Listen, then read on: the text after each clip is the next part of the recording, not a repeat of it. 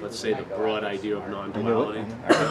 You have a little bit. Yeah. All right. I was able to feel the energy. I didn't have to turn around. So you know what it means? You know what non-duality means, I right? could feel Not the two. energy. What? It's more of a negation than any kind of affirmation. Really? So not two is the message. It doesn't imply there's one. It's just not two. Closet French baseball fan. Oh my God, now you. This is just the way I see it. You know, other people may have a different definition. But, Hosting anyway.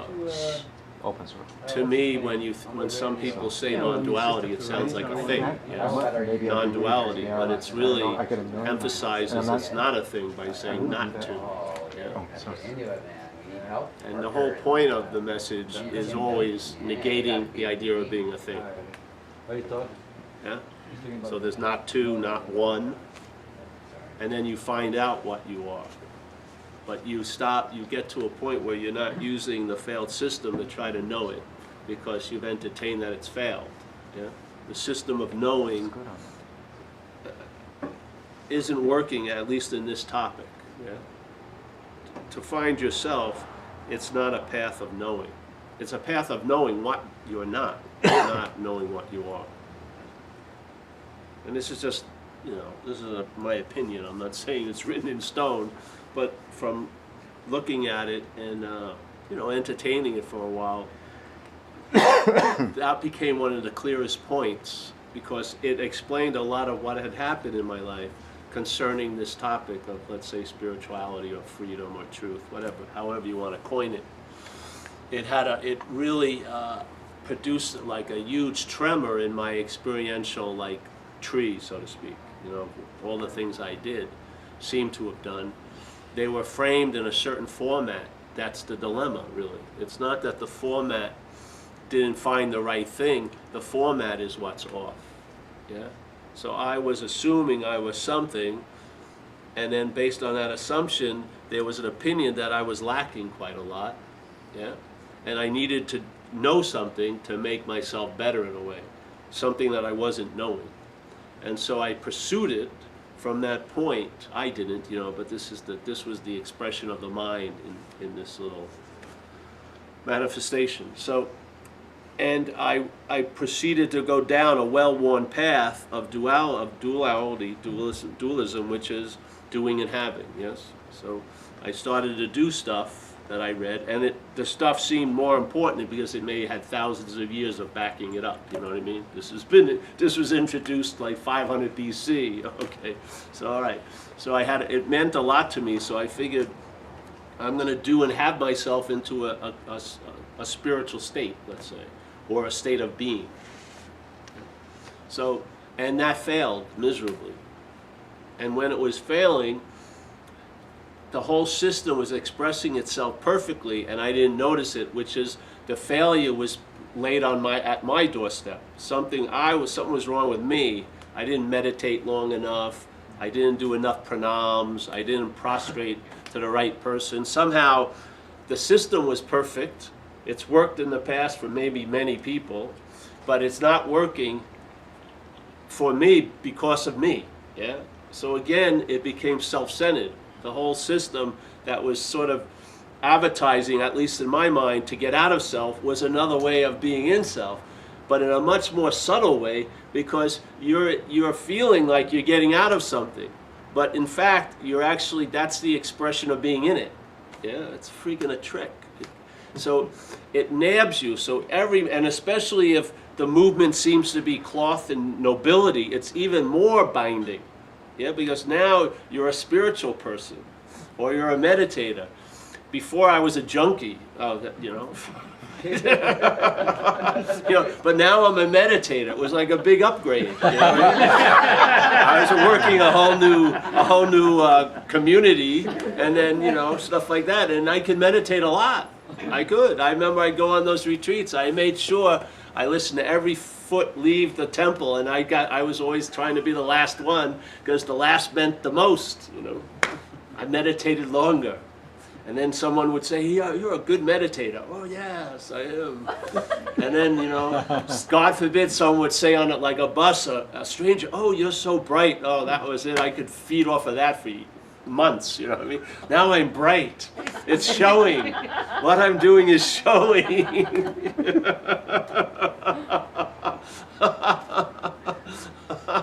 So the whole system of trying to get out of self was just embellishing another form of self.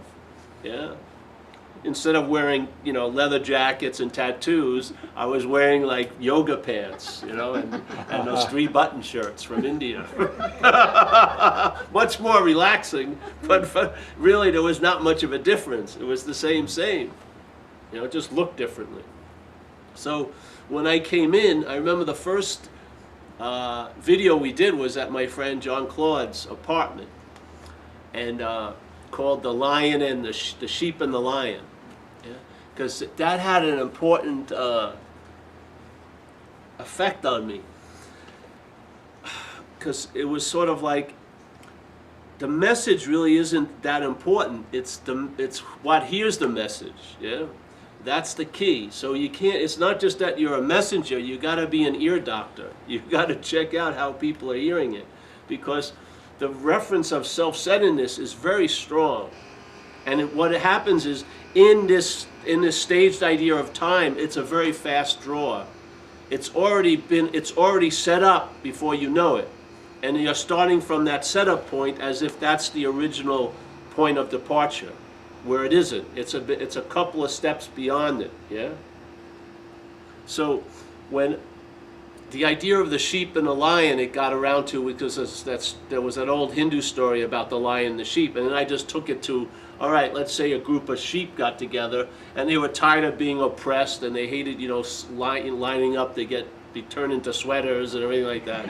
And they wanted to kick some freaking proverbial ass, you know?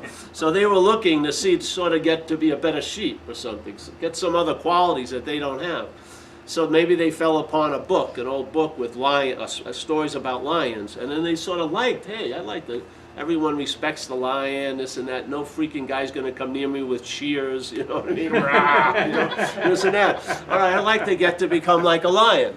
Yeah, sounds noble. And maybe a few people, they're really like sheep, you know, they stay with the norm. But a few of them break off and they rent a little room, you know what I mean? They get some candles, they get some pictures of old lions, and they put it up there. And they have little meetings. They have no freaking idea, really, but they start having meetings. And maybe they even have one sheep that decides to become the main speaker. So when he speaks, he has pictures of lions as if he's from their lineage. You know what I mean? Oh yes, this great old lion. I read one thing he wrote, so I'm a devotee. Of course, they're all dead, so therefore there's no threat. You know what I mean? The dead master is the best master to have, because he'll never disagree with you. You know what I mean? But so there's the sheep, and they get together and they have. You know, they start having like hair straightening. You know, they're trying to get a mane. They're trying to look like what they want to be, and they're having like, you know, roaring lessons. You know, and they have some, like from Jungle Book. They have some audio from the lion that roared, whatever, and they're listening to it over and over again. So they're attempting to roar, and you know, they're basically checking out their own progress. You sound like a lion today. It's still a bob, but so oh yeah, it's getting more like a roar, you know. But no, it's a bob. And you know, the hair, you know, they go out in humidity, it frays out immediately. Comes curls. They can't seem to keep the mane together and stuff. And no one's really acting as if they're anything like a lion. You know what I mean? They're still cutting their little hair and making into sweaters and stuff like that. And so, but in their little group, you know, they're feeling like, all right, Biff is closer to being a lion than I am, you know, and because he's working harder at it. So the dilemma isn't that it isn't like the sheep's dilemma is that they're having a difficult time becoming like a lion, is that what's going unnoticed is the identification as being a sheep. That's not being questioned. All the while they're progressing in the pursuit of becoming like a lion. The dilemma is the sheep identification is totally immune to all of that. You can become like a lion as long as you freaking want, but what's going to become like a lion is going to be the sheep. Yeah? So this I heard, And it made a profound impact because I went to talks where different people were doing it in my little pursuit when I first heard this in like 97 or something. I listened to them, and I don't know if it was triggering the same thing in other people, but I would be hearing the message from the idea of being Paul. Yeah? And then immediately the idea of being Paul makes something out of this message. It doesn't hear the message as it's really intended, sort of like you're a lion, yeah? You're a lion, you're a lion. It hears that and goes, yeah, I like it. You're a lion, you're a lion, you're a lion. But as soon as it's caught by the sheep ear, it gets turned into I can become like a lion. Yeah? So now the lion, which is its piercing information is to puncture the idea of being a sheep, is now morphing into making it more like a sheep. Yeah, this is a trick. Yeah? So the idea is, okay, I can be like a lion, I'm a lion, I'm a lion. But to check out the ear and see what's hearing it. Yeah?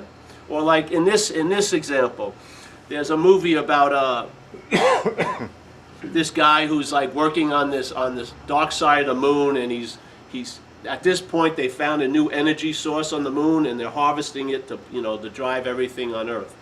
And they have this one guy, and he works on this huge place, and he's got a 5-year contract. He's got 3 weeks left, and he's got his little place he sits. He has pictures of his family and everything. He's got a Boston Red Sox hat. He has his whole life about being on Earth, yeah, but he's going to get back there in about 2 weeks, and then suddenly something happens. One of the machine breaks, and so the the central director sends a message: go out and check this thing out. And he drives out there, and he finds a spacesuit, and there's someone in it, and they seem to be alive. So he gets the thing, takes it back to the base, and when he takes the helmet off, it looks just like him, yeah. And so the guy wakes up, but he doesn't. The guy likes the Yankees, and he's fucking anxious. This guy, he's got a different personality, but he's got the same body. So now he starts. The guy says, "Hey, if there's 2 of us, there can't be one of us." You know what I mean? If you think you're so special, but you look just like me, and I'm thinking I'm so special, and I look just like you, then maybe, yeah. And the guy goes, "All right," and he says, "Let's go down," and they explore the station, and they find these tubes down below, and there's thousands of them there. Oh, God. Yeah? So what happens is these are clones that work the machines, and for them to work best and to be engaged in their job, they program as a person so that they can really work hard, so they get, they're going to make all this money and then go back to Earth in 2 weeks. Yeah? So they have a program of being a person, but they're a clone. Okay? Now they see thousands of clones, and obviously it's the most demonstrative the truth could ever be. They see them, thousands of them. Yeah? So the message hits them. Hey, you're a clone. There's absolutely no dispute. All the evidence is in. But what receives the message is the human programming. The clone doesn't hear the message of being a clone. The human program hears the message of being a clone. Yeah? The lion that you are doesn't hear the message that you're a lion. The sheep that you think you are is what hears the message that you're a lion. And it happens so fast, you, as what you take yourself to be, is never going to get behind it. You're always after the fact. In other words, when the mitt goes up and it's going to catch the ball. That mitt isn't you. Yeah? So you're going to hear this message tonight about you're not that, but you're going to hear it as that. Yeah? And when you hear it as that, that's tendency is to make this message into something that doesn't fit into the message, but fits into what you're not. So that you can make sense of it as what you're not, instead of questioning the you that you're not. Yeah? Because this message makes absolutely no sense to what you're not. Yeah? It doesn't have any logic. People may not even notice it. You're probably not gonna have thousands of followers. Yes? Who wants to even write a book about nothing? Yeah? You're not gonna have, it's hard to have like a 3-year retreat on nothing. Yeah? How can I have a more intense nothing than I had today? It's not like, all right, if you like this message, you gotta sign up for a longer version of it, like a 3-month retreat. It makes no sense because this message is an invitation and you're the product. Yeah? Just question, are you a sheep? Question what's hearing the message. Not so much the message, because basically the same idea is catching every fucking ball that's thrown at you. Yeah? And it beats you to the punch. You're a sheep before you know it. Yeah. The feeling of being you is a process. It's been produced, and we're starting our life from there. That's why if you look at it, life is happening, but very rarely are people experiencing that way. They're interpreting as life is happening to me. If you're so used to it, you'll think it's the same. You'll think it's the real life. But if you get a taste of what life really is, you'll see it's an interpretation. You'll see that the mental process is interpreting everything before you actually catch it. Its mitt comes before your mitt. Yeah? Every freaking time. So this is like going to that. You can talk about the void and the spacious nothingness. When you hear the void, doesn't it sound like a thing? The void, it's in like Vacaville or somewhere. I heard about the void. The void, the void. The conceptual mind cannot do anything with it but make it into something. So for you to understand it as the sheep, it has to be totally understandable as what it is. It has to be made into something for you to get it. Yeah? And therefore what you get ain't it. And it goes on and on and on. It's not like you're going to hit the lottery once and you're going to finally, I made it into exactly what it is. No, you haven't, nor will you ever. Yeah? So the point is what's receiving, what's hearing, what's seeing, what's feeling, what's tasting, what's touching. And I'll throw you a little possibility. What's seeing can't be seen. What's hearing cannot be heard. What's feeling cannot be felt. What's tasting cannot be tasted. What's thinking cannot be thought of. Yeah. The processes can't be turned on to find the processee, because there's no thing processing. There's just process. Everything is verbing. There's no noun that's behind it all. If you look behind the curtain of the Wizard of Oz, there's no one there. That's the immediacy of it. And then what you were presenting as a giant projection of years and years of spiritual practice rams you right now. The immediacy just crushes your idea of time and fucking relevance, yeah? Because you have a belief that you've done so many bad things, I'm pretty far away from what's really true. You're not. You've never moved an inch. Yeah? Whatever happens in the sky never leaves a lasting mark on the sky. Your mind is like sky-like, big M mind. Yeah? All this stuff that's going on in it is not influencing or affected one bit. What you are has never blinked. It never went, oops, oops, oops. Never. It's incessantly available at all times, right where you are. We just don't think so. So what we want to do to feel important is make this incredible circuitous route to get back to where we already are. Because that way we'll believe we did something, that it means something, that it makes sense. I understand it now. I had to do this and this. I've had to purify for 12 years or 12 lifetimes to get ready to receive this. You can't receive it. You're it. You're transmitting it. You want to be receiver of it. You're the transmitter of it. I don't think so. That's exactly right. That's what creates, that's the difference between heaven and hell, like in Zen they say.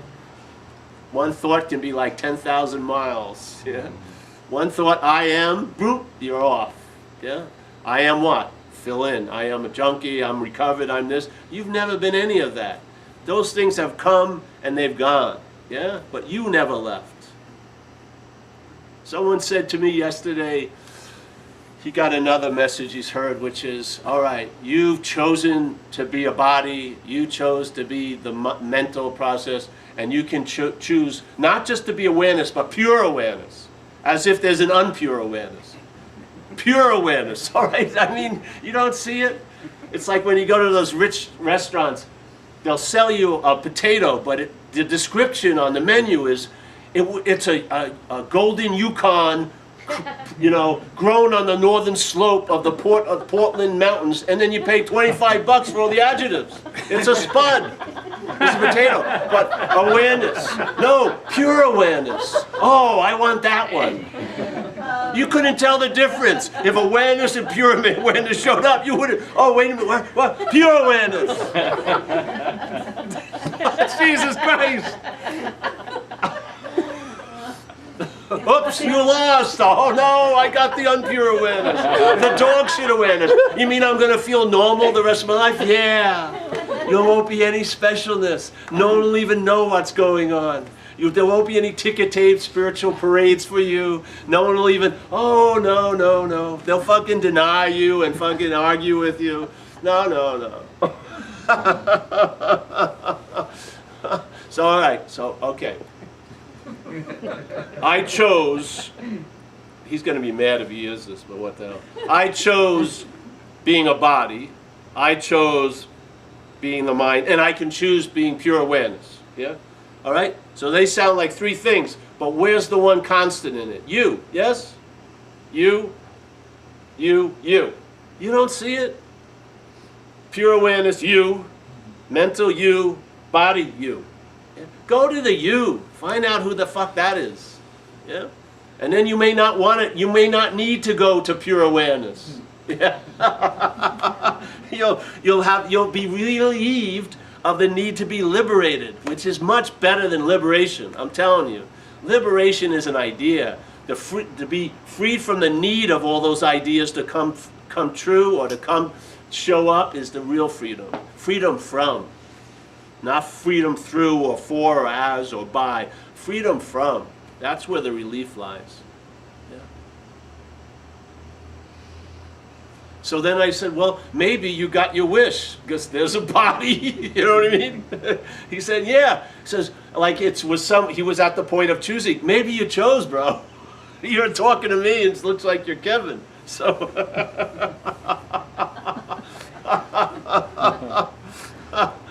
So the point to me is simply this.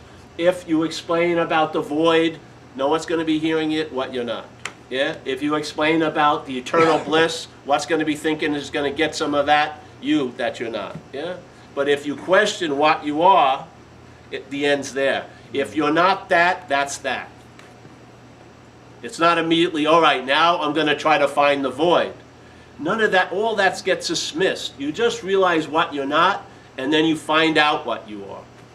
You can't know it, you can't have an experience of it, but I'll tell you something, it influences all your experiences from that point on. Yeah? To me, it turns into a statement called traveling lighter. That's what will happen in this life. Won't promise to change the geography of your life, but you'll travel lighter over it. Consistently. Yeah. It will stabilize. Influence all your experiences. So some people tell me they're addicted to experiences. They believe that if they acquire enough spiritual experiences, it will amass to such a critical mass they'll have a spiritual awakening. You know what I mean? It doesn't work that way. A spiritual awakening isn't an experience, it's a state. Yeah? The mind, it's not even a state, but let's use the example of it. Your mind, instead of being in the experiential level, it's now resting in a state. And from there, the state influences the experiences. Instead of trying to produce a state through the experiences, you're in the state influencing all your experiences. So now you don't have to go, you can go to the market just like you'd go to a retreat. Yeah? When you go before, you'll be exactly what you were before you came into this talk, during this talk, and after you leave. Nothing will have changed one bit. Yeah? That's called something that's truly reliable because it's not a something. Its quality is not of this place. Therefore, it overruns the idea of time. There's no need for processes. It's just an availability. What I find is I needed to be able to hear the information. I heard the information. I entertained it. That's why we do these talks. It's just to put it out there. Because all the while I was practicing all the stuff calling spiritual, not one of them brought me to this information. I had to go to a meeting, hear it from somebody, and then I went home and entertained it for a couple of years, and I played around with it. I went to hear some people speak and this and that, and then the mind shifted sufficiently that an immunity built up to the system of thought that reinforces and produces the sense of being a long-lasting, independent, separate entity. This feeling of being a body. And that body is just the starting point. It's the feeling of being the doer and the haver of everything. Yeah? So when seeing is occurring now, I sense the seeing, which is incredibly spacious. Before, I interpret it as I'm the seer and you're the seen. Yeah? Hearing is an unbelievable event, but before it was interpreted as hearer and heard. Yeah? So whatever's going on was put into a dualistic construct. And then the double whammy is you want to try to squeeze that two-ness into oneness. Non-duality is not a thing. It's a negation. No thing. There's not two. That's it. It doesn't say there's one, not two. That's all. Start there, and then from that point on, you find out all your information gathering is done. Now it's time to entertain. Yeah. Entertain the possibility. If you seem to forget, then you come back to a meeting like this, or you listen to something, and instead of taking hours and hours to get back to the point, it may take one sentence of an old scripture. And then you'll see how familiar and that you're at least in the vicinity of that space. Yeah? You're not like 8, zip codes away. You're right there. All you need is like little reminders. They don't have to be 4 hours. Yeah? They can be a simple interpretation, a simple invitation. A simple statement like St. Francis says, what's looking is what you're looking for. That can stop you right in the tracks. Why waste 800 pages of reading when you can get it in like 5-word statement? What's looking is what you're looking for. What the hell does he mean there? Exactly what it says. What's looking is what you are looking for. What's causing us not to find it is the looking for it.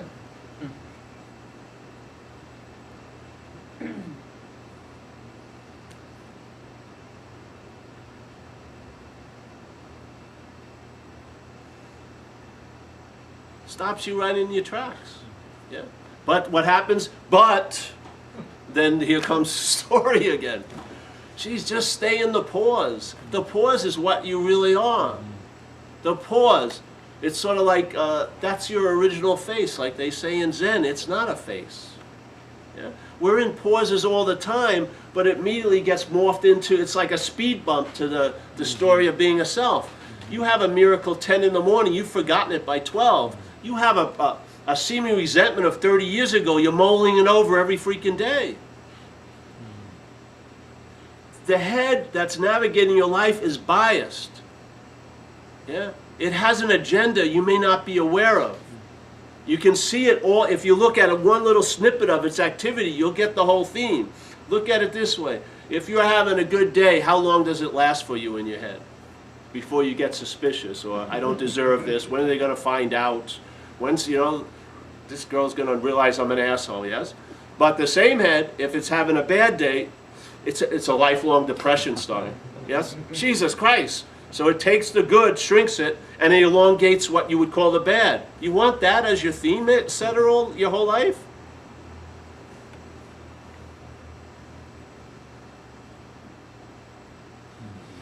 Look at the thought system. Check it out. It will tell you so freaking much. Yeah? Look at the thought system. The thoughts, do they value this moment, or do they value yesterday or tomorrow?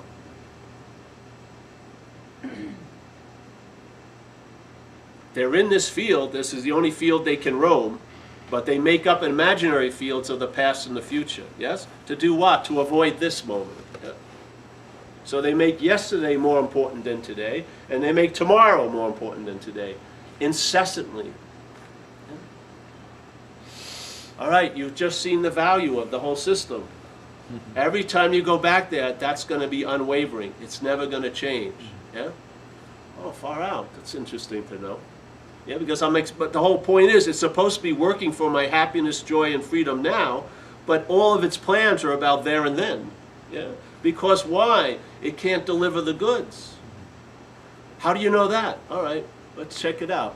If a failed system, let's say I'm a furniture deliverer, and I've never missed an appointment. The furniture's always been in perfect shape when I deliver it. I'm always on time. Nothing happens. Would I need any excuses, rationale, or blame? No. So, all right, let's see what happens in one's head. Is there excuses up there? Rationale and blame? I would say that's the exhaust of a failed system. That's the pollution it produces. It has to blame someone because it hasn't produced the goods. It has to rationalize and excuse itself constantly by pointing the finger at family of origin, the cops, this or that, or blah, blah, blah, blah. The fact is, if it hasn't delivered the goods, it probably won't. Yeah? But we're still waiting. We're always living on false hope. Yeah? We're devotees to this thing. How could a system of thought that's dwelling on yesterday and tomorrow produce an effect now? How could it? How could an effect be produced by me thinking about 2 weeks from now? How could, now, the effect would be right now in the body, emotional, mental condition, yes? How could it do it? Can 2 weeks from now have an effect now? Can thoughts about 2 weeks have an effect now? Only if they're held as my thoughts, yeah? Because then the my that is assuming gonna be there in 2 weeks is very, very important to me. And therefore, the worrying makes a lot of sense. I want to make sure I can use this incredibly workable system to make sure I'm going to be okay 2 weeks from now. Yeah? I wouldn't go there for anyone else, unless they were maybe my kids, but I'll go there for me. I'll go 30 years in the future. I'll go 20 years in the past. Yeah? If someone came over my house and started telling me their problems 20 years ago, I'd be bored in like a minute. But I'm sitting there just incredibly, oh, it's just unbelievable. It's like if we had a marquee outside this building and there was a movie theater and it said Paul's story, yeah? So of course about 30 Pauls would show up with the hope that it's going to be about them. And then maybe a couple of girls who went out with a Paul, they'd show up to be right about what a fucking asshole Paul is. So they come in here and then, so they come in and we're all sitting there and we're waiting, we're all enthusiastic. And there's the jujubes are stale, but we forget about it, you know, and the popcorn sucks. And it sort of smells in the theater, but this is about me, I can just overlook all that. So I know who it's about, so I've locked everything, yeah? So now the movie starts. Takes maybe a minute or two, everyone realizes it's not about them. They're bored stiff. Now the jujubes suck. This smells, let's get out of here. But I'm still sitting there. The phone's gonna ring. Is it my fairy princess? Did I get the job? Oh, there's 4 more rings, and I'm totally enthralled by it. Why? The movie sucks. Everyone else has realized it. It's about me.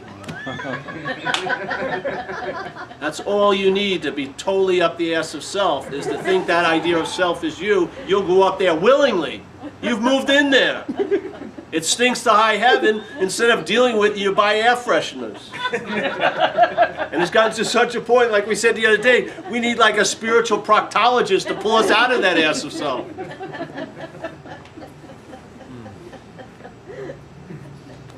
Literally, would you listen to anyone for long if they were bitching about something that wasn't happening?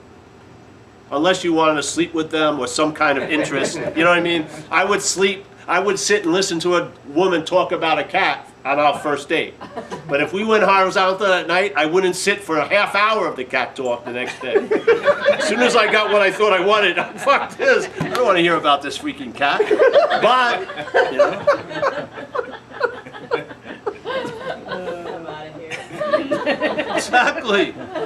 Well, let's be honest. But we constantly go down that well-worn path of what happened, what's going to happen, drop the bucket in the well, and we still expect to get something out of it. It's fucking empty. Yeah? Its whole point is to do one thing and one thing only. Displace your attention from right now to there and then.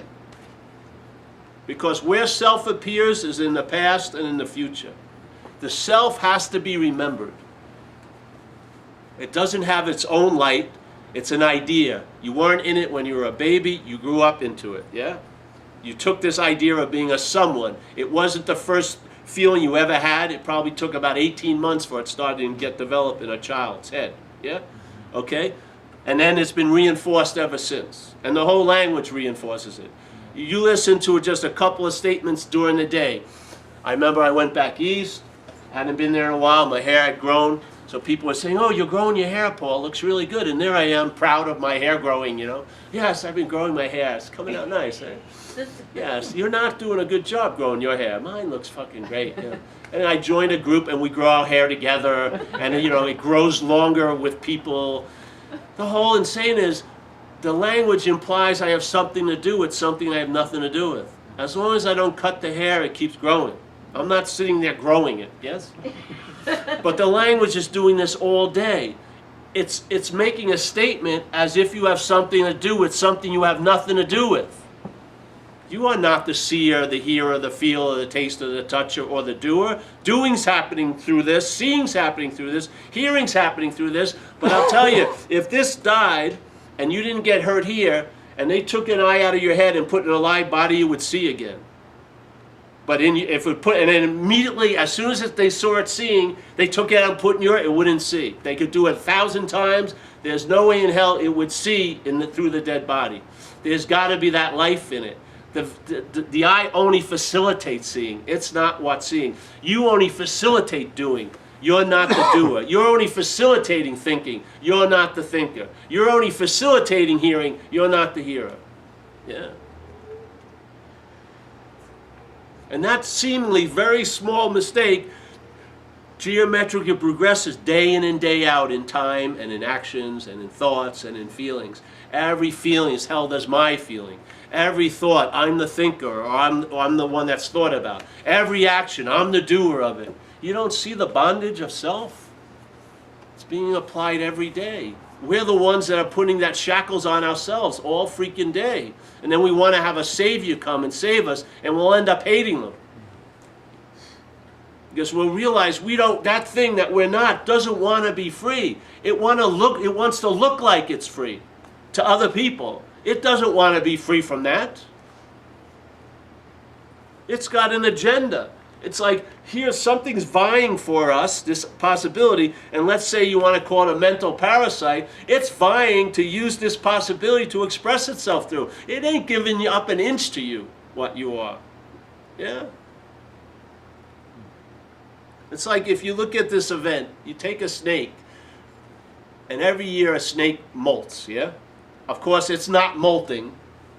The snake isn't dropping its own skin. It's an event that happens in what you call snake life, right? Every year, the skin molts. There's some intelligence that realizes the skin is a little dark now. It's lost its color. It's not going to attract female snakes. It's rough. It's catching on rocks. So it's time to go.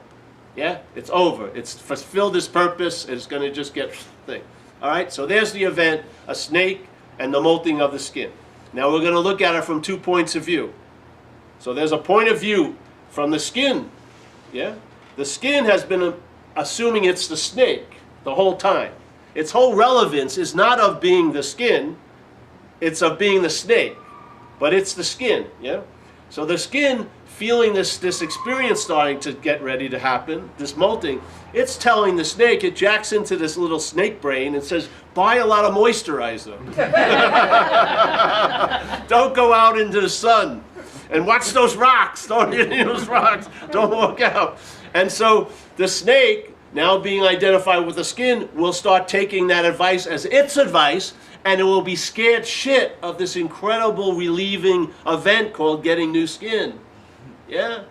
So the event, which is very, very freeing and a huge source of relief, will be seen as Armageddon from the skin's point of view. From the snake's point of view, it's hallelujah. That's what's happening all day. Right in where you call you are. There's no singular you. There's a dualistic contest going on. Like Jesus said, you can't serve two masters at the same time. Well, at the same time, there's presentations of 2 points of view. The one point of view that's represented by silence or the pause, and then the chattering, yapping point of view. Yeah? One is totally engaged in time, the other is timeless. One's a thing, or seemingly a thing, the other's a no thing. Yeah. The presentation is always available at all times. The other one, it's available quite a lot of the time. That's why the infinite always will win out in the finite, because it can outweigh it. Yeah? And in this case, you're the selfing that seems really fast, that pulled the trigger on you before, well, this thing, what you are, has never even drawn. It's always been out. It can never be beaten by the selfing. Yes. You mentioned Jesus. I kept thinking while you were talking, didn't Jesus say, seek and you shall find, ask and it shall be given? It just seems, that seems to be opposed to what you're Contradicting, yeah, Exactly, of course. Yeah. He said a lot of things, just like I'll say a lot of things here. I That just they always wondered have to if you had- contradict. Because what we're attempting to do is speak from a thought system. And the thought system, just look at the word paradox, yeah? What is a paradox? It's something that's confusing to the thought system that's looking at it, yeah? It's not paradoxical, that's how life works. But to our head, it looks paradoxical, yeah? So in a way, all these things are said, yeah, seek. But what did he say seek? Hey, seek, maybe satsang, yeah? And then you'll get the message, and then you'll know that you don't need to find out. Who knows? Who knows what the hell was going on? You know?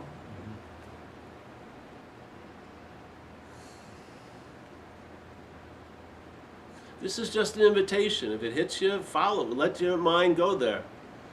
Because it's not going to be drawn, it's not going to be led there by the selfing. No freaking way. But this can override the selfing because it's about what's prior to that construction. What you are already. Yeah? What doesn't need to be added onto or can't be subtracted from. Yes? It's just innately what it is right now as it always has been. And it's always available because it can't be anything else. Yeah? Awareness cannot be anything other than awareness. Yes? See what happens. What happened with me is I found out a lot about entertaining it, and the entertaining never ends.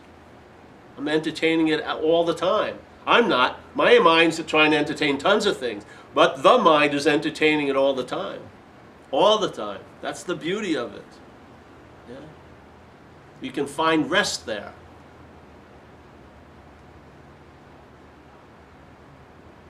So okay, so here, the idea of being a self, which is the feeling of being a long-lasting, independent, separate entity. Yes? Long-lasting, independent, separate entity, a unit. The flagpole, the holder of the flag is the body. Yeah? There it puts it there. Okay? So selfing is a mental process that its attempt, or what it attempts to do, is produce the sense of being a long-lasting, independent, separate entity. Yeah? And then to reinforce that sense. And then also morph anything and everything it ever gets in contact with to fit that sense. Yeah? Okay, so there's the selfing. Now the self, which is a verb, it's a product of a process. There's no self, obviously, so it doesn't have its own generation of light. Yeah? So it has to, for it to appear, it has to be remembered. Yeah? Because it can't appear in and of itself. So it has to appear to what is real to be real. Yes? So the reality it seems to have has to be lent to it by the reality, which is you and I. Yeah? So the selfing introduces, reinforces, repeats this invitation all day, and then the reality buys into it. Hey, I'm a body. I'm this Paul who was born and who's now got run over twice in one night and has got these weird character effects he doesn't want to share with anyone, or whatever it may be. Yes. So okay, hooks. Now the selfing is the dominant theme. Now you're living in interpretation. Yeah. But for that to keep happening, it has to constantly invite the mind to forget itself. Yeah. And how it does that is it remembers what it's not. So that's why the thought system and most of our lives are based on yesterday and tomorrow. Because the self, when I think about me 4 years ago, how am I pictured? I'm pictured as a body, yeah? You couldn't conjure your spirit up 4 years ago, because it's, oh, this is how my spirit looked 4 years ago. Just like it looks now. You know what I mean? But my body, oh yeah, I was younger then, smarter, whatever it may be. All these attributes I'd give it. All right, so now the thought system's thinking about me, and I'm pictured as a body. You can say anything else, but this is what I found to be true. Yeah. Okay, so now what happens is it remembers me back then. Yeah. But where does the remembering occur? Now.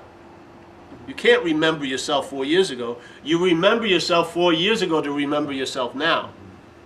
Yes? So now you feel you remember Paul, and then that produces the sense of being Paul now. Yeah? Okay, now, all right. And then the mind's very concerned about what's going to happen to me as a body, be it 5 minutes from now, later on tonight. Do I have that Agnadas and that movie at home? I can't, you know, got to have some secure entertainment available when I get home. Got to feed this fucking crazy monkey all day. Right? So now it's worrying, oh, what's going to happen to me 4 years from now? And again, the same thing, pictured as a body. And now, because it's the future, we don't really think it's remembering, but it's exactly the same. So you're thinking about you 4 years from now, and you're remembering you in the future. Yeah? You as a body's being conjured up in the future. You're remembering you. And the remembering of you in the future is happening now. This is how the sense of self gets reinforced all freaking day. Yeah? It doesn't have its own light, so for it to appear, it has to be remembered. Because you'll never see it in this moment. Never. You'll never see self in this moment. But you see, quote unquote, you see self in the past and the future. Yeah? So you remember that self that was seeing 4 years ago, and then you remember that self that will be seeing 4 years from now, but there's never a self seeing right now, ever. It's being remembered. It was seeing, it will be seeing, therefore it is seeing. It's a big freaking leap. It's not so at all. If you look at it even for a few minutes of raw attention, it'll just, the whole house of cards will collapse. You'll just see it for what it is, which it isn't. It's all pointing, all pointing. It's insinuating you're someone, it's implying you're someone, it's reinforcing that you're someone. Our language reinforces you're someone, all your friends reinforce that you're someone, and then you reinforce that they're someone, and we have this giant hullabaloo of someones, yeah? All unhappy, a lot of them irritable, restless, and discontent, yet we can't put a finger on why. Because we're trying to put a finger on it from the problem. So I heard this, and that's what happened. It gave me, my mind moved, and instead of looking from what I wasn't, I started to see what I'm not being produced. Yeah? And all I saw, I never saw the end product. All I saw was the producing. And then I realized all that I needed to do in the past was see the producing, and then I took the role of the product. That's what happens. Reality gets convinced that it's not real. And then it makes what's not real seem real as fucking hell. Yeah? You are the reality.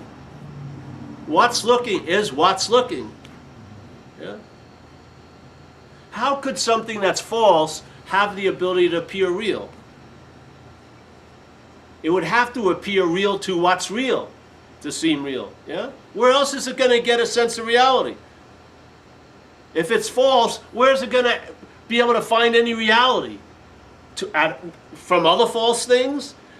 It says false, it's an acronym we use in recovery, false evidence appears real. The emphasis or the importance is to who? False evidence appears real to you. False evidence that cannot be real, it can only reach the level of appearing real, but it needs a you to appear real too. You're the reality. I'm the reality. And I'm lending my reality to all these things based on my identification as a thing. Yeah? I want to make this thing important, I'm going to make these things important. It's called the bondage of self. It didn't happen 20 years ago in Omaha, Nebraska. You weren't tattooed with a bonding thing. It's an activity of the mental process all day. Yeah? Seems like there's a choice. There isn't, but it's great when there's an immunity to it. You just don't fall on that side of it anymore. You got some freaking really lasting relief that stabilizes, and so you can get on with it. Yeah.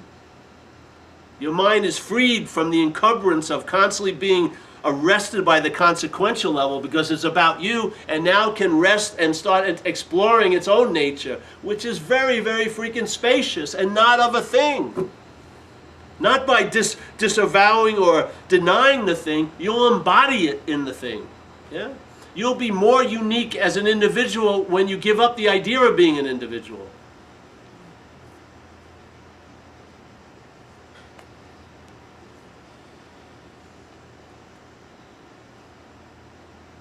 This is the message that downloads through me. We haven't veered from it for years, and I guess we probably won't. You're never going to come and we're going to be on to the next big thing, because this is the only thing to see. Because if you don't see this, you'll be looking from it for the rest of your life, and you won't even know it. You'll be behind the 8 ball trying to find the 8 ball. Yeah?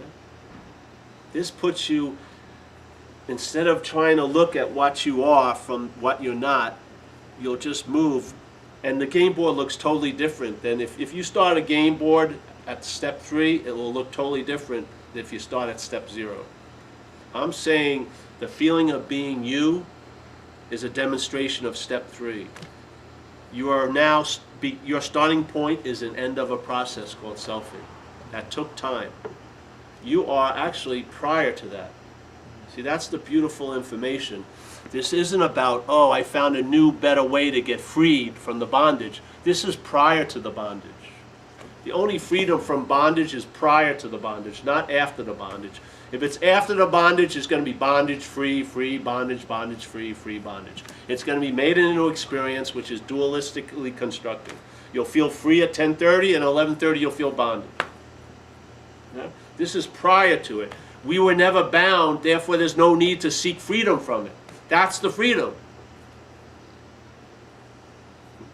The freedom isn't like you got over something. The freedom is what you've been trying to get out of, you were never in. That's the freedom. You were never in. It's not like you crawled out of it, because if there's a feeling that you crawled out of it, there'll be a feeling that will feel just as real as that one, that you crawled back in it again. You know what I mean?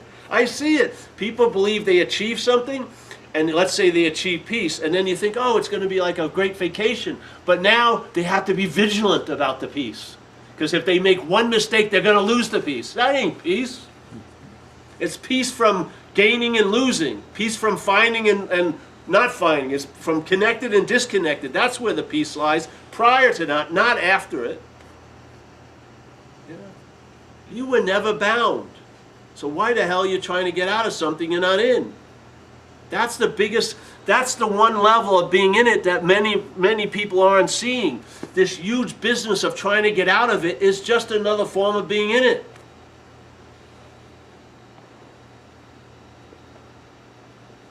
It's so insane. People who are sharing that somehow something happened, yes?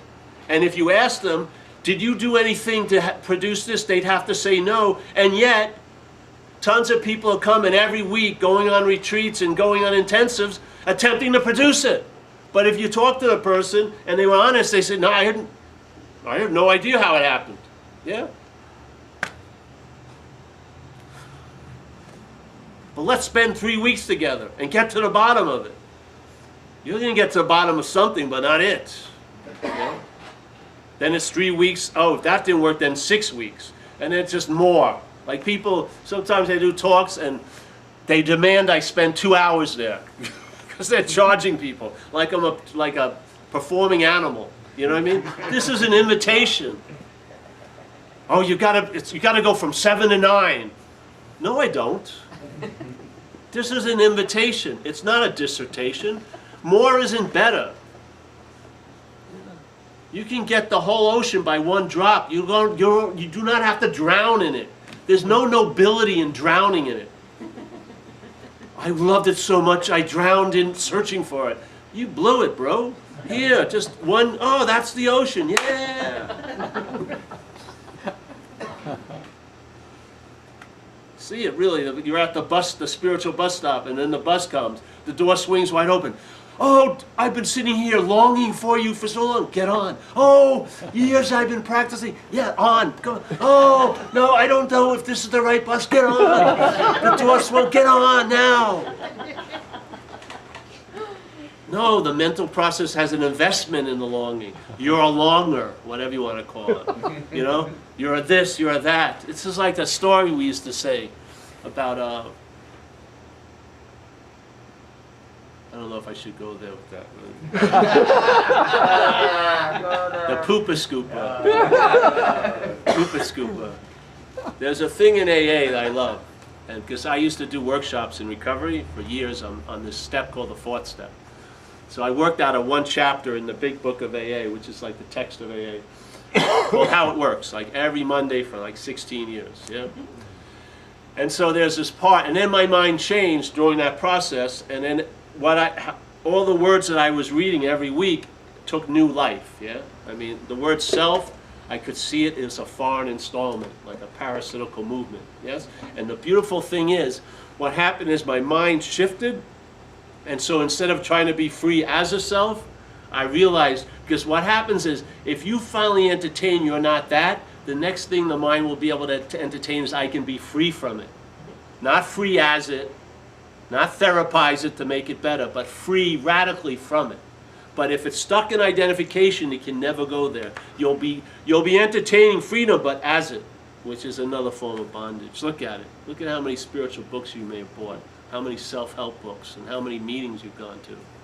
You know, how many you paid an exorbitant fee for this book that says the same thing that he said 2,000 years ago. It will go on and on and on. It's a form of slavery. So I was doing these workshops, and so there was this thing of a beautiful statement. It says, being convinced that self, this small s, manifested in all these ways, here we go, is what has defeated us. We will now look at its, meaning self's, common manifestations. Yeah? And so they give us, and the next paragraph it says this word resentment. So it says resentment. So if you follow the logic, resentment is a manifestation of self in one's life. Yeah? But most people who have that manifestation in life claim it to be theirs, their resentment, which is the act of being identified, obviously. If something that was foreign was in this opportunity, and you were taking yourself to be the host, and yet all the expressions of the visitor, while they were being expressed, you kept claiming them to be yours, that would be called the act of being identified as. Yeah? You would be identifying behavior that was Stanley's as yours, because you didn't see the difference between you and Stanley. Okay, so here it is. The story, the example is, so there's this guy who has a beautiful house with a really nice lawn in the back. He's got a nice porch, and in the morning he jumps off it with no shoes on, and he runs around in the morning dew. He loves it, and he has like lawn bowling on the weekend and picnics. His whole life is really based on this beautiful lawn. So one day he jumps off, in the morning dew, and he lands in some shit, So he goes, wow, what the hell's going on here? So he climbs up on the porch, cleans it off, and then his reaction, immediately his life gets smaller. He has to wear shoes now. See, this is how we accommodate selfing, because we take it to be us. So now he's got to wear shoes. So the next day he goes out and he sees a lot of shit on the lawn, and it smells. He's got to call up his friends. No more lawn bowling this weekend. No picnic. He can't lay down in it or nothing. What does he do? He goes in and he tries to forget it. Yeah? Goes back out, there's even more. What does he do? He pulls the shades and he buys pictures of lawns. And he starts reminiscing about lawns, and he has some people come over, have the same situation. Now, oh, lawns, they're so great. Remember what we used to do on lawns? And then other people have this problem, which is pretty prolific. A lot of people have it. Hear about this guy. Oh, yes, I was so sorry about what's happening, And so a guy comes in and says, hey, I hear you have a problem. He says, yeah, I have a problem. I have this beautiful lawn. I can't use it. I can't enjoy it. He says, all right, here's my idea. Get a pooper scooper, yeah? Maybe get two. And if you get good at scooping poop, you'll get a point where there'll be some like maybe 4 by 7 feet of virgin land in your lawn, and you can stand there, and get a hit of what it could have been like if it was just the way it was. So he does. He gets the pooper scoop, and he gets pretty good, And other people who have this problem call him up and say, hey, what's your answer? He says, oh, get these pooper scoopers, Then he realizes he's getting a lot of calls, so he gets his own autographed models of pooper scoopers, and he gets asked to speak at big conventions. And now he becomes a circuit speaker, and he's talking about pooper scoopers, and he's got videos of him pooper scooping. You got to be really fast, get those hefty bags. So now he writes books, and he's got this big identity as a pooper scooper. I mean, he's making tons of money, and the problem's always persisting, so he's never going to run out of clientele. And so one day a guy comes in and says, hey, I've heard you had a problem. And he goes, no, I don't. I've mastered the problem. Look at me. Look at these pictures of me and the president's lawn, fucking Kentucky Derby lawn. This is not cleaning up, All right. And he says, well, if you want to know the answer, I'll tell you. He says, I don't know, no, I got the answer. He says, well, find the dog. What? Find the dog. Now you would think that the guy would say, fuck, if I get rid of the dog, there goes the shit. There's no shit without a dog, yeah? But the thing is, he's got all those scoopers. He's got the business. He's a circuit speaker. He's got a new book coming out, you know? Poopa Scooping, you know, 4th edition. Yeah? So that you would think he'd have an incredible movement to go to the freedom, but he's got a hesitation. That's the selfing. Because it's about you, you hold back. Because you take yourself to be the dog. And so the last thing you think of getting rid of the dog is therapizing the dog, socializing the dog, spiritualizing the dog, but the dog's still shitting all over your life. Yeah? But you can't entertain being free from it because you're identified with it. Just check it out. Entertain it. See if it works. If you start traveling later, come back to a talk. Buy a shirt. Throw some cash at me. Yeah? If you know, sometimes people can't bear it. They've got to make it into something. So there's plenty of situations you can do that. Yeah. But this, if you come back here, like people say, what topic are you going to be speaking about next week? The same topic. Never changes. Because what's the point? If this view is incorrect, nothing else will be, literally. Yeah. They have a thing in Buddhism, if you look at it as a linear process called the Eightfold Noble Path, where they have the 4 presentations, the 4 noble truths, which is like desire. Now, I like to change that a little, because what selfing is a desire to become. It's like the biggest desire of all. Selfing wants to become a self. And also, it's so insane, it's assuming it's a self that it doesn't want to be anymore.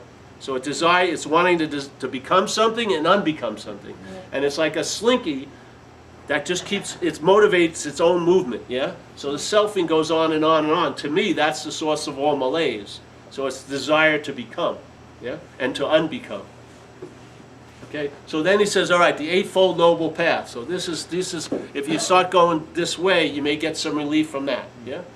And if you look at it as a linear presentation, the first statement is right view. And then they have like right livelihood, right meditation, right understanding, right service, yes? But if you look at it from the point of view, the right view isn't produced by right meditation. The view produces the right meditation. If the view is right, then the livelihood is right. You can't get the view right by having the right livelihood. In other words, the right migrates from the view into all your activities. It's not produced by your activities. Yeah? The right view is the starting point. That will make what you used to call wrong as being neutral. Yeah? Things will change. The way this place is interpreted will go through a drastic revision with no thought or effort on your part. You won't be picking out the topics. You won't be turning the page. Things will just start happening. Yes? And what you'll see, the bottom line is, the end result will be a distillation into all the messages, and is that I'm not that. Yeah? I am not that which the thought system is pointing at, or is being used to point at, which is the senses are being used to point at. There is nothing there. There's just the pointing. I am the seeing of it. Yeah? Yeah. Go with it or don't, you know. When you leave here, I'm going to be entertaining it no matter what, because it's past the point of that all my little shenanigans make no impression. Your mind has never left this. It never will leave it. That's what it is. All there is seeing. Now you can think you're going to try to align your looking with it, but if you just fucking surrender being the looker, you'll realize there's no need for alignment. You are that which you're looking for right now.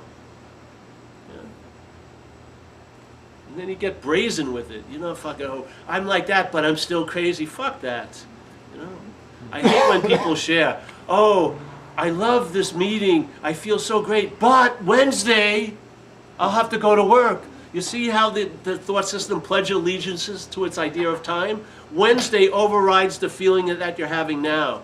Tomorrow is used to override the feeling or the event that's happening now. Yesterday is being overriding this event all day. The heist is happening all day, and we're bitching about everything, and we're not noticing that.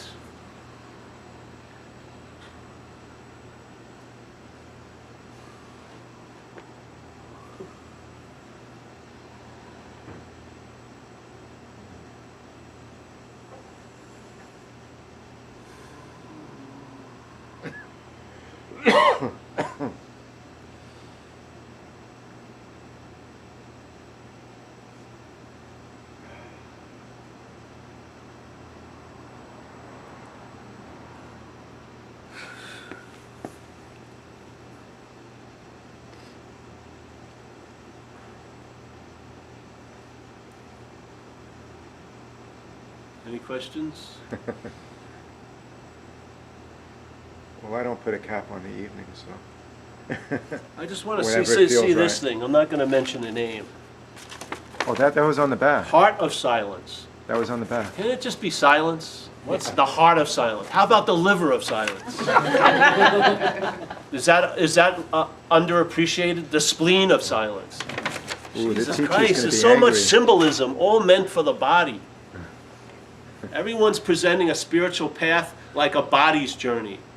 I'm on a spiritual path. What goes on a path? A body. Spirit doesn't go on a path. Spirit doesn't go to the mountaintop and fall into the valley, but the body does. The most antithetical presentation of not body is framed as a body. Spiritual practices, spiritual journeys. What practices the spiritual practices? Spirit or a body?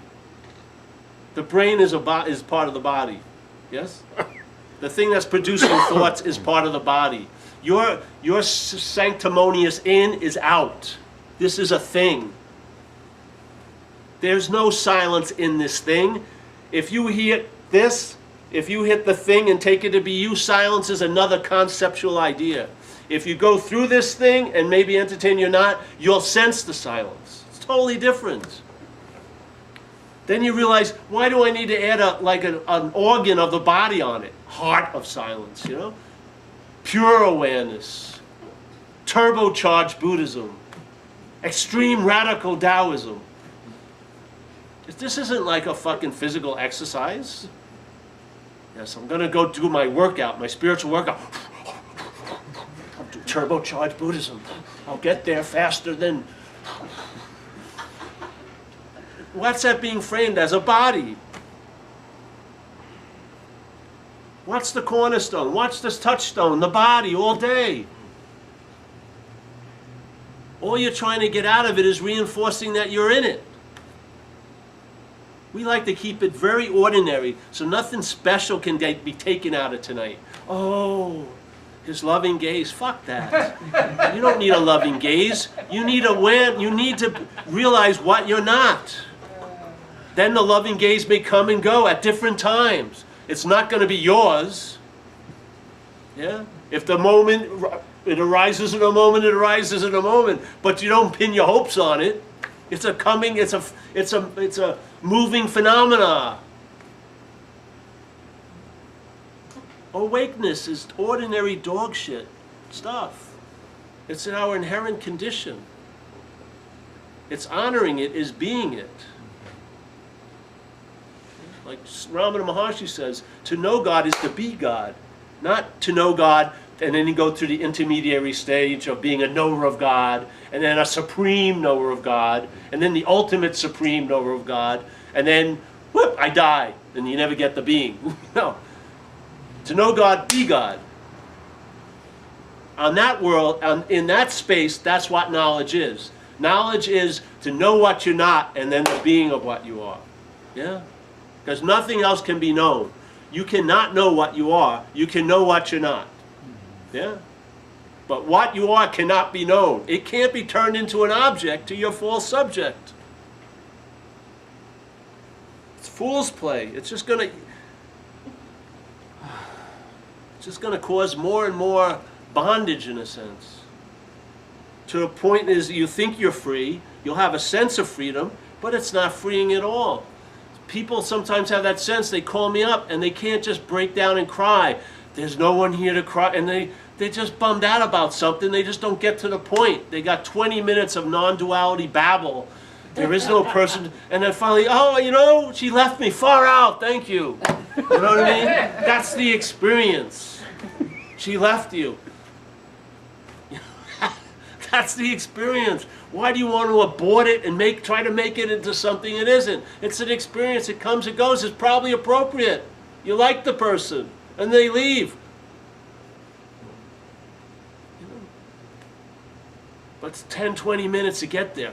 Well, there's no person, there's no I, and there was no one to leave, and there was, you know, it's like, just shit already. Just get off the pot, you'll be much happier.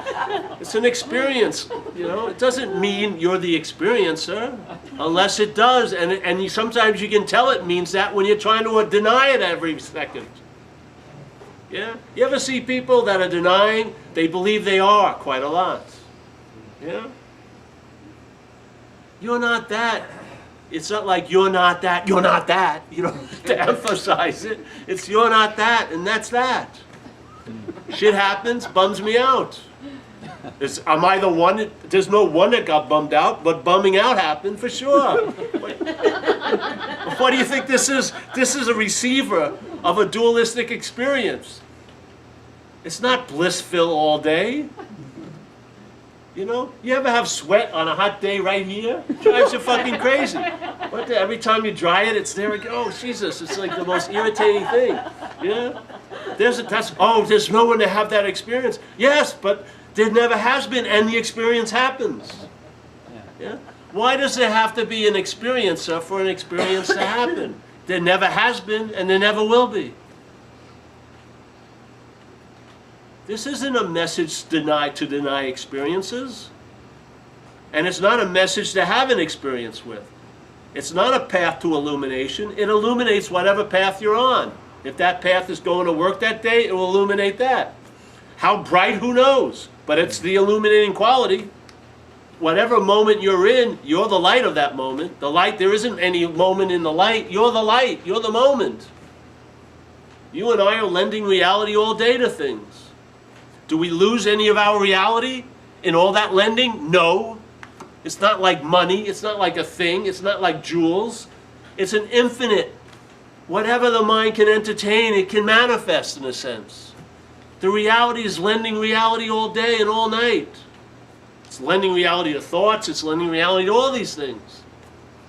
You never run out. It's not like attention, you know. You get attention Sunday night in a big bundle, and then you got, oh, Thursday night I ran out of it. So you go into like a coma for 3 days until Sunday you get or you just watch Die Hard 12 every movie. Then oh, I got the bundle of attention. I got to spend it wisely. It's not a quantity, is it? Is it a quantity? Have you ever run out of attention? Attention just leaves things. You never lose attention. You just lose attention in a thing. You lose interest in the thing, not in the interest. Yeah. The interest just moves to something else. And it can move and rest and fly in no-thingness while it's busily taking care of what shows up that day. Yeah. It's got plenty to go around. It can handle what's going to arise that day and yet still rest in what it truly is. Yeah. You're not going to get exhausted by it. It's actually going to be very relaxing when situations don't seem to be promoting relaxation. You'll be the source of the relaxation.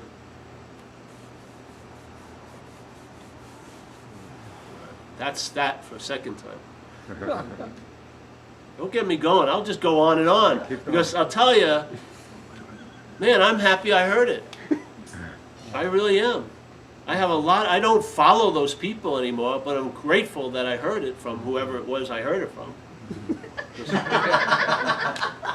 Literally. I mean, they saved me a lot of time. They enhanced this experience without even knowing it. Hugely. Yeah. So my natural inclination is I feel everyone has a right to hear it. I don't care if you like it or not, but I think you have a right to hear it. Yeah. I'd like to make that available. Because out of 80 people, maybe 78 don't like it, but those 2 that do, it's an incredible, valuable thing, or no thing, really, yeah? This is definitely not a good industry, you know, not a good career choice, because my whole point is to become obsolete. I'm just a pointer, just like all those thoughts are in your head as a pointer. I'm just attempting to point at something that's not a thought, you know? Prior to the thoughts, and prior to the idea of being a thinker, that. And hopefully I run out of clientele. It'd be great. Now, hopefully they have an obsolete teacher's old home, you know, like a nursing home. I can, you know, they'll send some people, they pay them to listen to me to keep my enthusiasm up.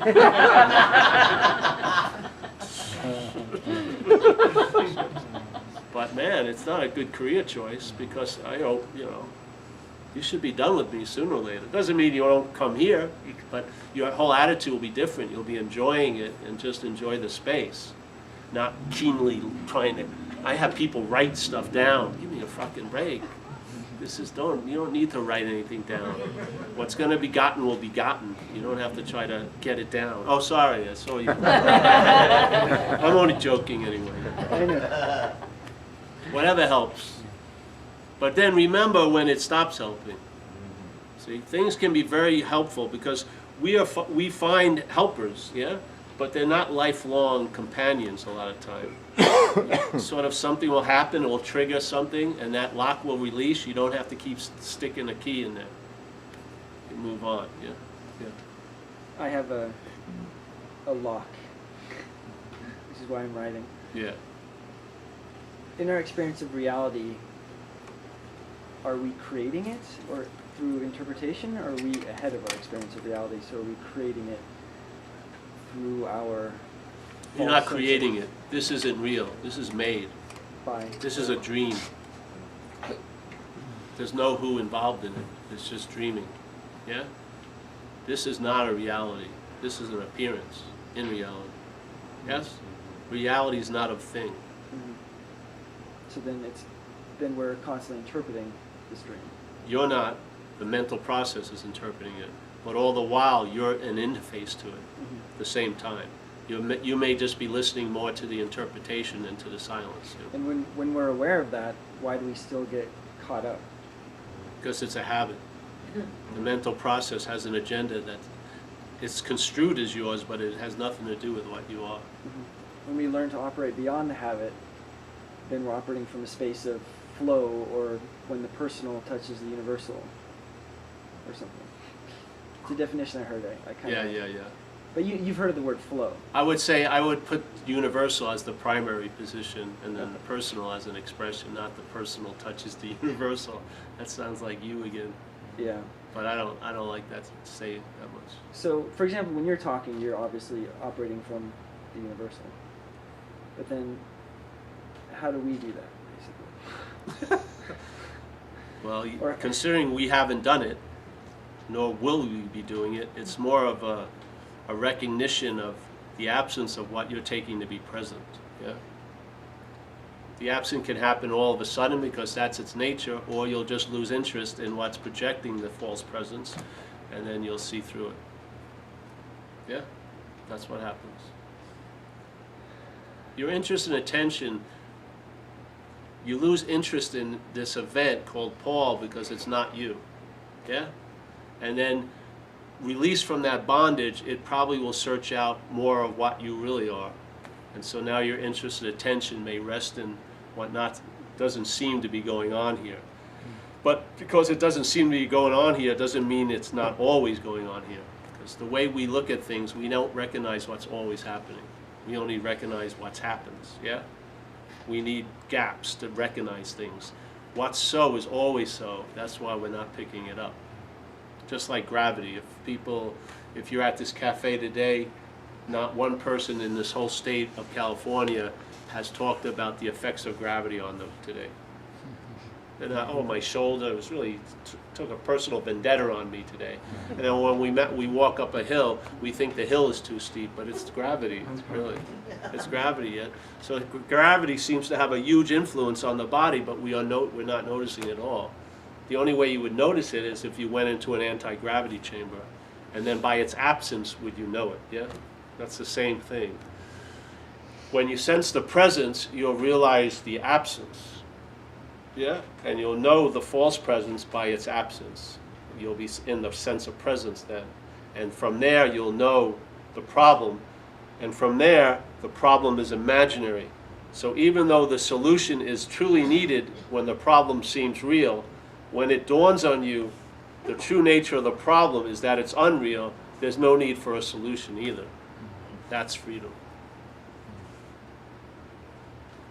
You're out of the problem-solution ratio. Yes? But then can you still create from that point? You don't create here, remember. It's making. We're making things up. Things here reach a level called seemingly so.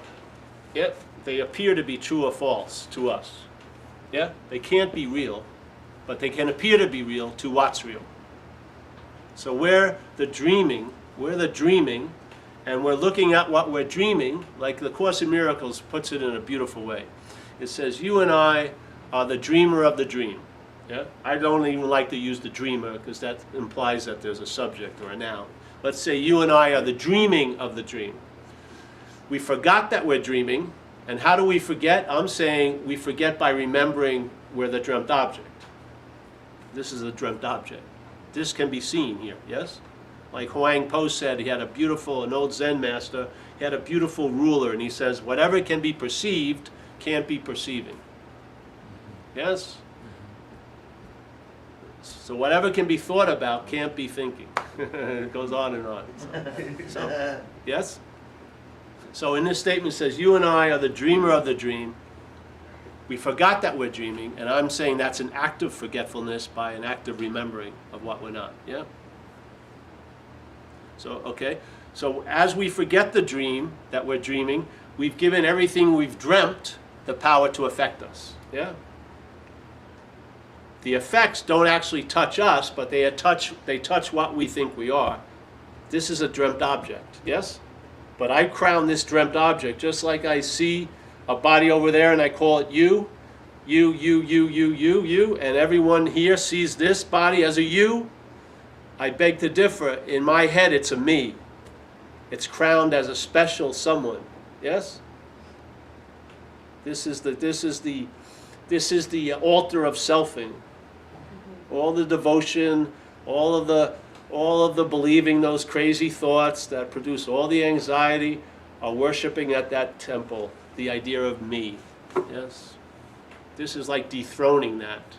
So maybe it collapses on you, you're just a you, and then it goes like this, and then you realize I'm not that you, and then woo! Yeah. This is the last thing you want to be as a you, because there's a lot of yous you don't like. Look at that you. Look at that, this 80-year-old you. Oh, I don't want to look like that you when I'm that age. I mean, there's a lot of dislike for yous, baby.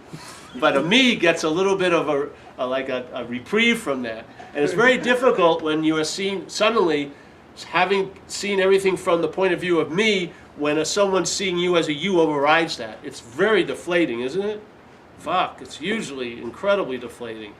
So the me gets like popped and it feels like you're dying when you're identified as it. Yeah? Because you don't want to be a you as all these yous, the yous you've hated, the yous you've left, the yous you don't look like this, yeah? But you are as this, yeah? The mental process just produces a false immunity to this revelation by the me. Yes? It's a fucking story. If you let that go and drop into the you, and it seems, all right, it's like the death, but in fact it's the rebirth, like they say, because you realize, oh, I'm all this, and I'm not. Instead of, I'm not this, I'm not this, I'm not this, and I'm acting like I am all day. I'm this, and that, and I'm not. And then it's done. Some fucking real relief occurs. Yes? This urban renewal project gets shut down. You fucking stop working on yourself all day. I'm not killing anybody. You know, I'm not producing too much drama. I don't need to be hyper observant of the action figure. I don't. Before, when I needed to be hyper observant, I wasn't. When I was killing, shooting people and running around like crazy, it would have been nice if there was some observation. But now that I don't need observation, I'm hyper observant. What do they like? Give me a fucking break. It'll go on. It will incessantly go on unless that construction site's closed. If it's you, there's going to be fault found. If it's you, there's going to be need for improvement. It's going to go on and on and on and on and on. It's a form of slavery. Yeah, I'm not fucking up with too many things. I don't, oh, I've got to go over everything I did today. What? Give me a freaking break. If someone read my day's story, it would be boring as hell. But the fact is, I don't need to do exciting things much anymore because I'm excited. Yeah? I'm enthused. Seriously. I mean, something I really love I can't do for a while. A couple of things. And it was like cut off very quickly. I was doing it and then it got cut off. I can't surf. You know, you can get over anything. So your mind's much more flexible than you think. You know, all these donkeys you pin the tail on, they'll all trot away sooner or later. You just always go back to what you are, not who you're not. You know, it's boring. What you are is undisturbed, literally. Literally undisturbed. In a sense, I really believe, I could be crazy, but in a sense, there's a true feeling that nothing ever really happened here. It's just an appearance, yeah? What cannot be disturbed has never been disturbed here, ever. You've been, you know, you, the body, you, the me has, the, you know, the phantom has been disturbed quite a lot. Mostly about the you, really. It's fucking, it's identified as a body, but it hates the body. It's too limiting, yeah? So, I don't know. Just entertain it if you like. You're fine, bro, I'm telling you. You're very earnest, which is good. And then you're very earnest, which isn't good.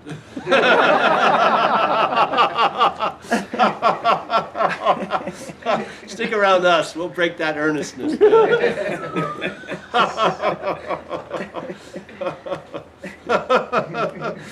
It's much more relaxed awareness, like in Dokchen they say, Buddhist, Tibetan Buddhism, great perfection. The aperture opens up. It doesn't have to be focused and concentrated. It sees a lot more when it's relaxed and open. You get a much giant field of vision than when you're looking intently. When you're looking intently, you're blind to quite a lot. Yeah? When you're open, you can see a lot. Yeah? Yeah. This is more about that. You know, earnestness is good, but it will lead to a deep relaxation when it's finally given up. And there's no rush. It's great. It's being used to do exactly what it's meant to do. Yeah? Like we say in recovery, Rule 62, don't take yourself so seriously. Yeah. Weren't you taking yourself seriously when you're a spiritual practitioner? I was, man. Fuck. Jeez, don't fuck with my creed. Don't fuck with my dogma. The dharma. You know what I mean? Jeez. Jesus Christ. This is messy. I say a lot of shit I don't really mean just to bother people. You know, if someone walks in and I can sense their, you know, they've got an investment in meditation, I just say something about that. I don't really care, but just to bother people, because irritation sometimes necessary. This lovey-dovey, oh, get comfortable. That's sometimes when you hear something, a lot of times it's not comfortable. Yeah, because what squirms is what you're not. It tries to squirm out of the light. It tries to slither away. It's nice to get it caught, you know? Yeah, why be so invested in its protection and its survival? Its gain is your loss in a way, in a sense. Yeah, as an action figure. So that's it. I don't know if I recorded that last part. Whatever. Someone recorded it. I may got need it. this. Yeah, you Sure. did. Can you send it to me? Yeah, no problem. All right. Can I ask Just you don't drop it. Yeah. There's only 2 allotment for the night, so this Still is your second going. one. Still All right. going. So Hasn't it been enough though, really? Yeah. Here you go. Can't put it out any better. Go ahead. All right. That's What's the next? What's the question? the mental process, like the not you, does it convince? Does it convince who you really are to identify? I don't know. I don't think so. Okay. I think the mind is enjoying it in some respect, but then it's sort of like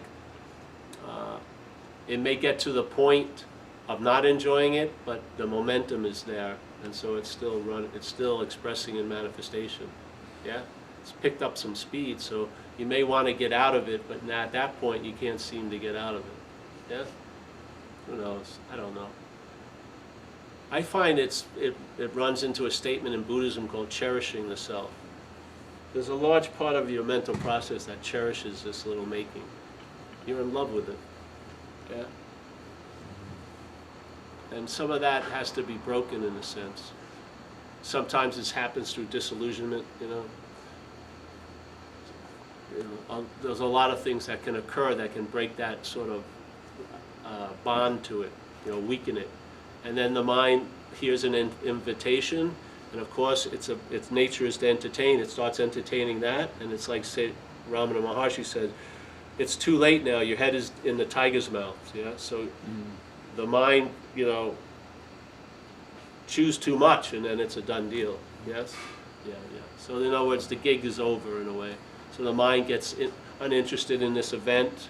It's still here, but it's using it for totally different reasons now. Not to achieve anything, but to express. Yes, totally. Things change quite a lot.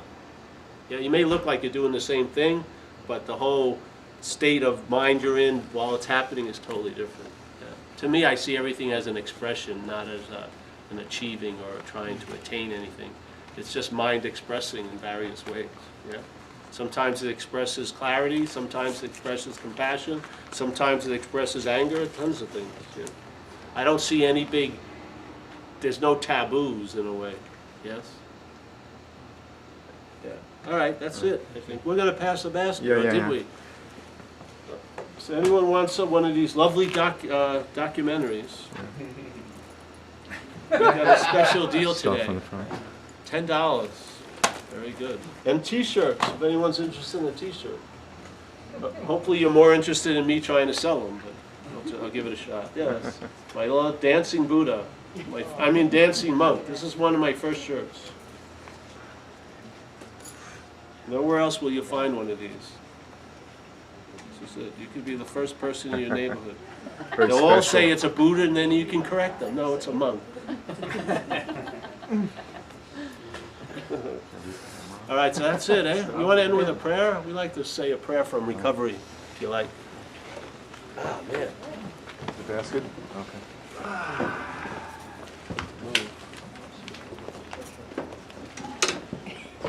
Thanks for coming, everyone.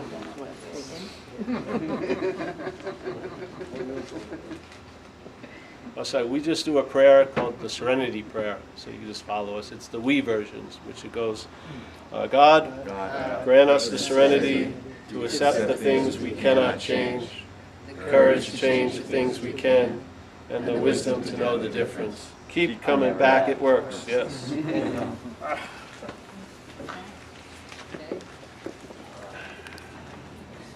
I'll take a shirt, Paul. What? I'd like a shirt.